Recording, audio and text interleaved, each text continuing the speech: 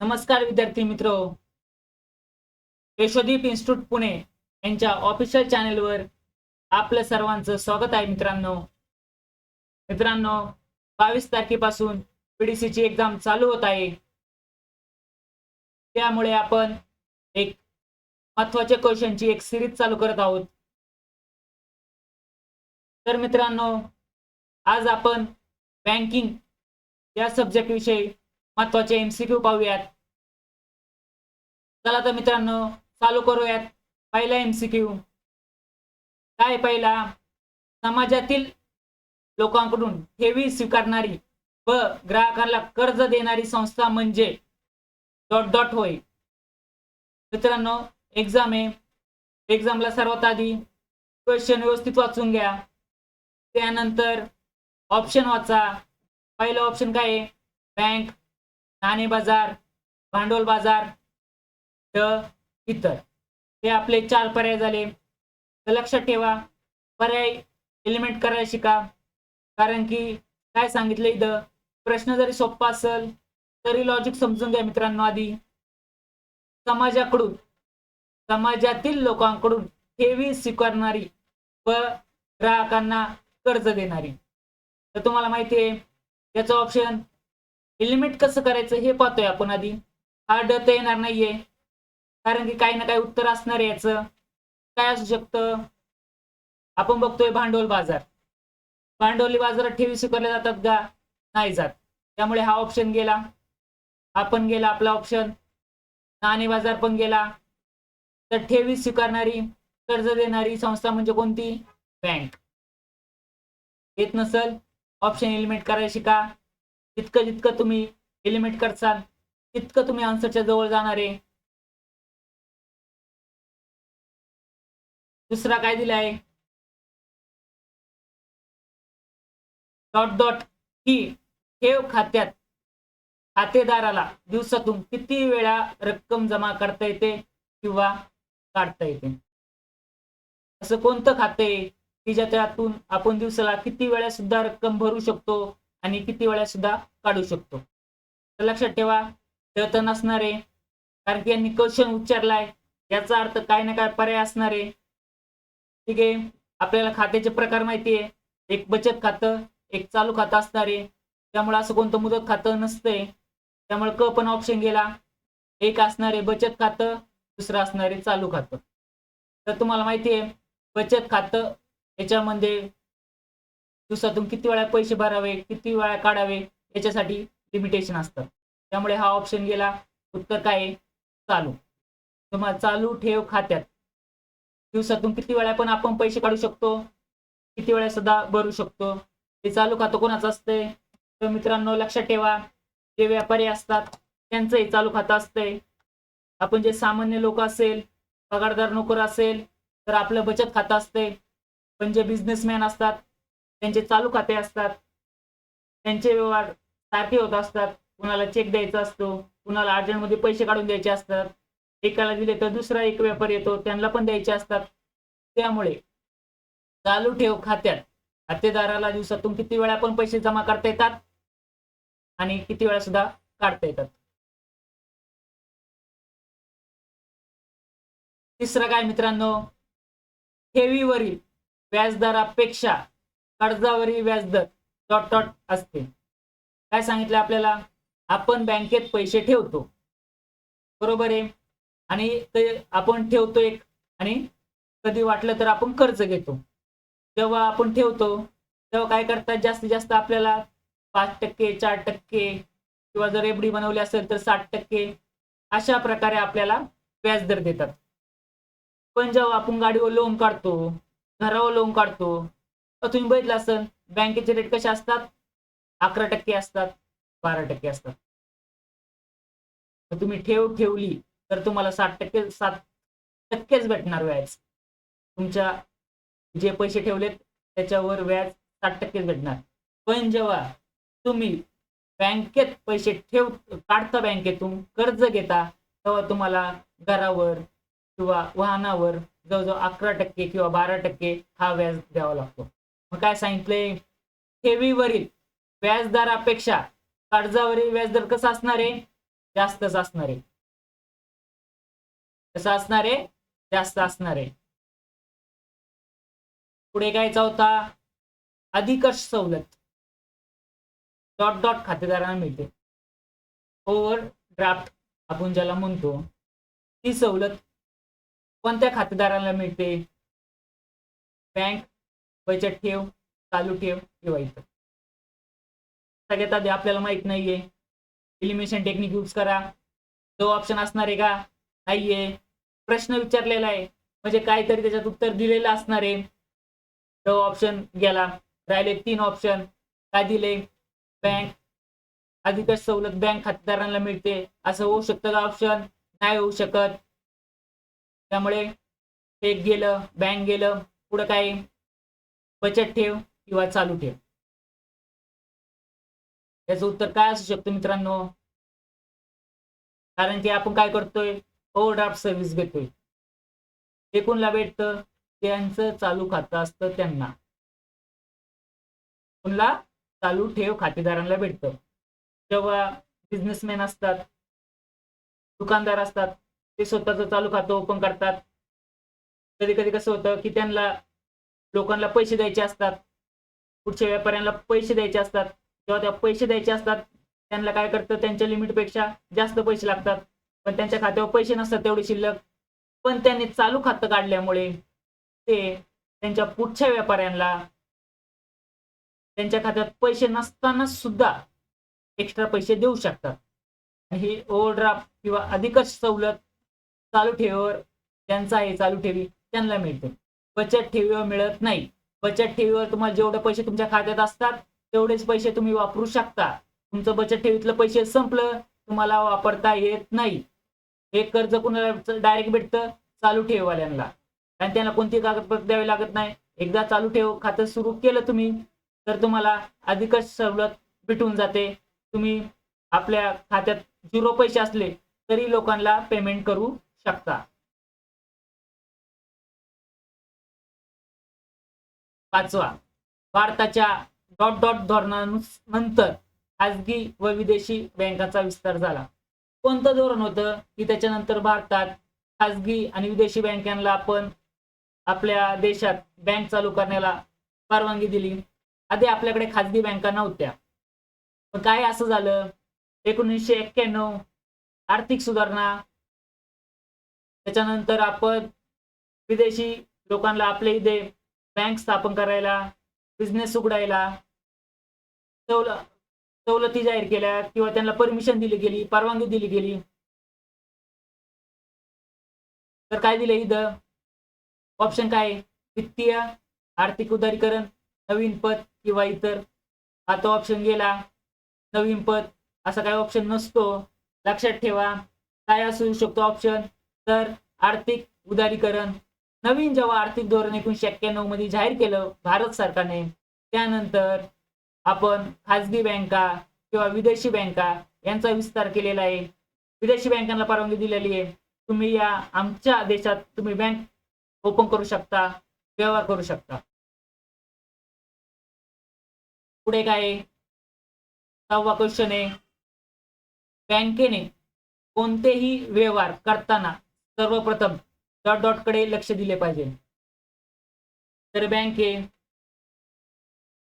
बँकेने काय केलं पाहिजे सर्वप्रथम व्यवहार होताना?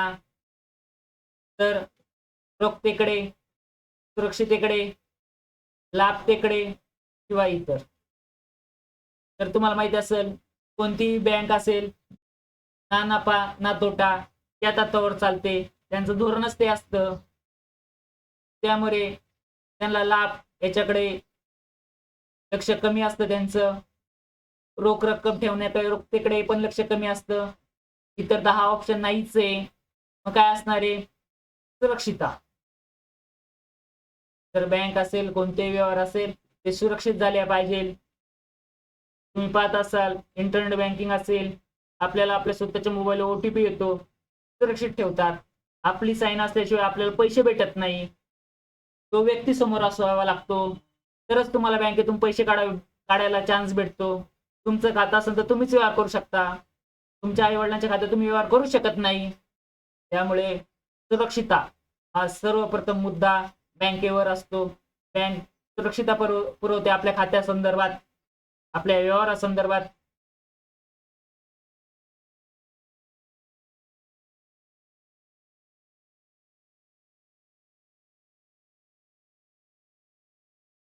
पुढे काय आहे?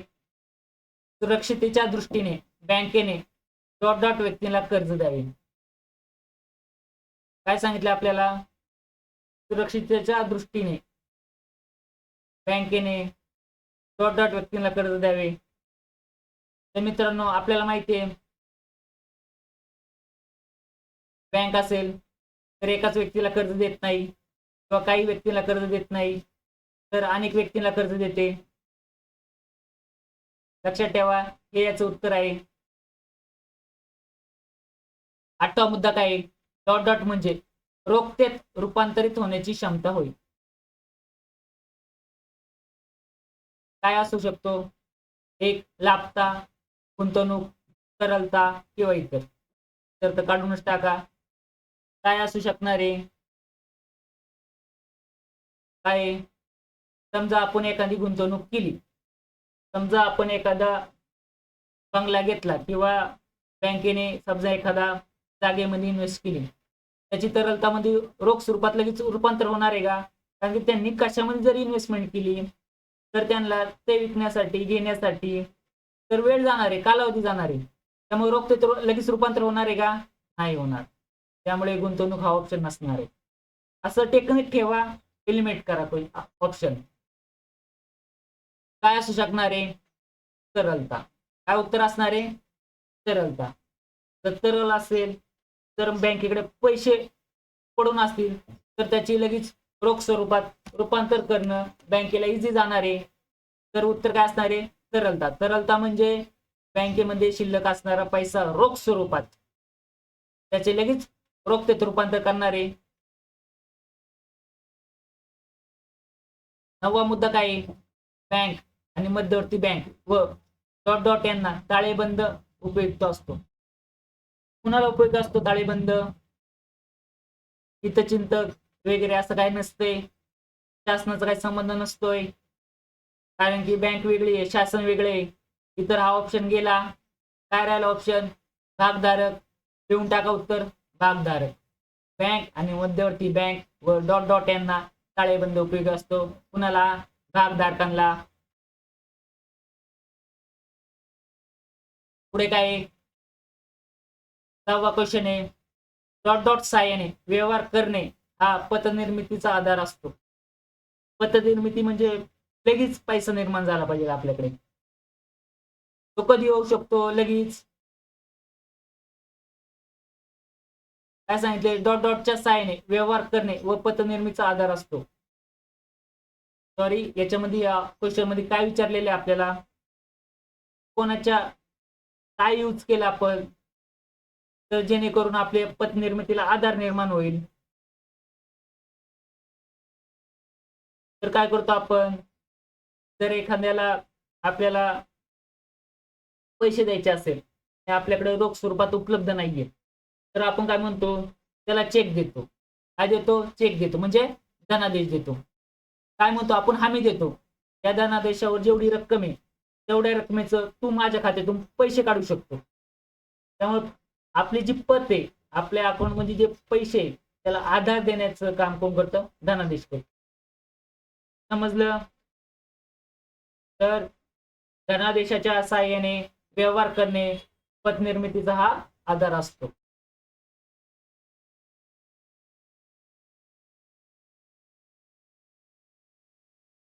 अकरावा क्वेश्चन काय आहे? बँका ठेवीतून कर्ज व कर्जातून डॉट डॉट निर्माण करतात. काय करतात? आपण बँकेत पैसे ठेवतो, समजा एखादी बँक नॅशनलाइज, त्याच्यात आपण पैसे ठेवलं आणि त्या पैशातून काय करते बँक? दुसरा जर कस्टमर असेल, दुसरा व्यक्ती असेल, त्याला आपल्या ठेवीतून कर्ज देते. म्हणजे काय करतं? आपण जेव्हा बँकेत ठेवील तेव्हा बँक दुसऱ्याला कर्ज देऊ शकेल ना. मग बँका ठेवीतून कर्ज व कर्जातून काय निर्माण करतात? ठेवी निर्माण करतात.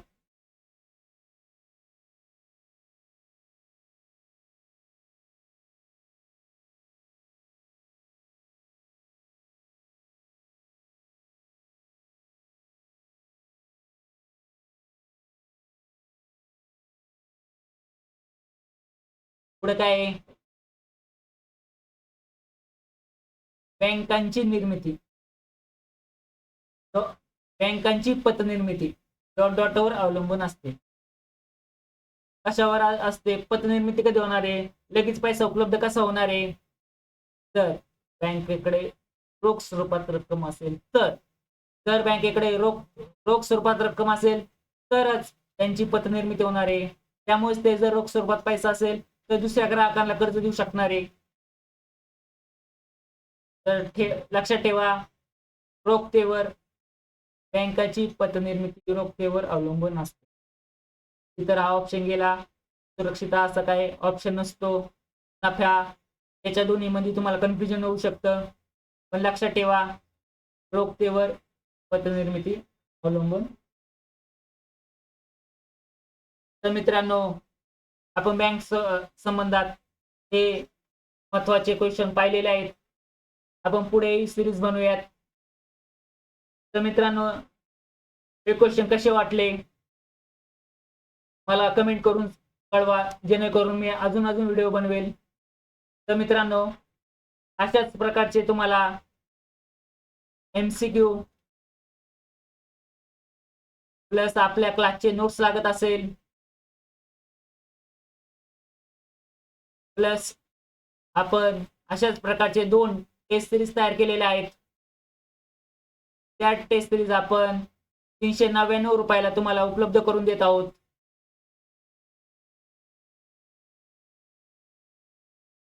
तर मित्रांनो, तुम्हाला फक्त MCQ आणि अशा प्रकारच्या नोट्स लागत असतील तर एक्झाम जवळ असल्यामुळे आपण हे सर्व 299 मध्ये उपलब्ध करून देत आहोत. तर मित्रांनो, कुणाला जर या गोष्टी लागत असेल तर मित्रांनो, लवकरात लवकर मला व्हॉट्सअपला मेसेज करा. लगेच तुम्हाला या नोट्स उपलब्ध करून दिल्या जातील. चला मित्रांनो, कमेंट करा. आपण असे अजून व्हिडिओ बनवूयात, जेणेकरून मला प्रोत्साहन भेटेल असे नवीन व्हिडिओ बनवायला. तर भेटूयात नेक्स्ट क्वेश्चन सिरीज मध्ये.